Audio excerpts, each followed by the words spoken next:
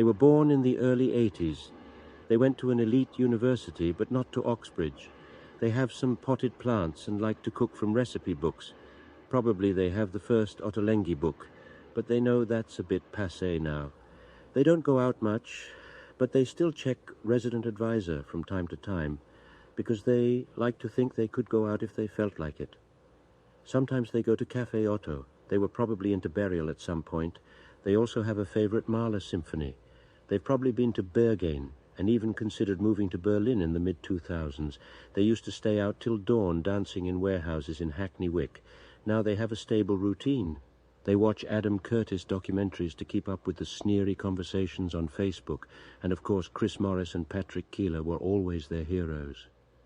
They could make a joke about the Werner Herzog Penguin documentary. They are left-wing, but they would never use embarrassing words like solidarity or comrade. They rarely, if ever, go to protests. They have a job that requires them to wear clothes that are relatively smart, a round-necked woolen jumper over a shirt, for example. They have a pure wool scarf and good leather shoes. They do not read Marx, but they know enough about him to make fun of people who are obsessed with the value form. Their group of friends from university, who they see less and less, don't know anything about the value form, though.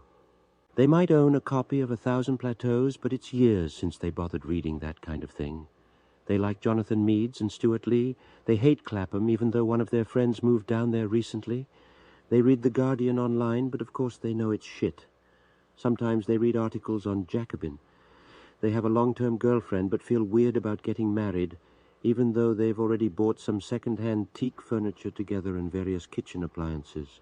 Probably they have lived in Stoke Newington at some point, but probably they don't anymore. Probably they would go to a gastropub from time to time, but they would probably call the other people in it cunts. Probably they have a decent coffee maker of some sort. They are not egregiously misogynistic, but they probably do not read many books by women. They have a degree of success in their field, over 3,000 followers on Twitter. They are not rich and still have to juggle various jobs, some freelance, some not. They get very angry about the state of the world and remember weird details about the machinations of the Parliamentary Labour Party. They probably read novels and non-fiction hardbacks, but not as much as they did in their early 20s when they got really into Pynchon. Of course, as a teenager, they really liked Ballard.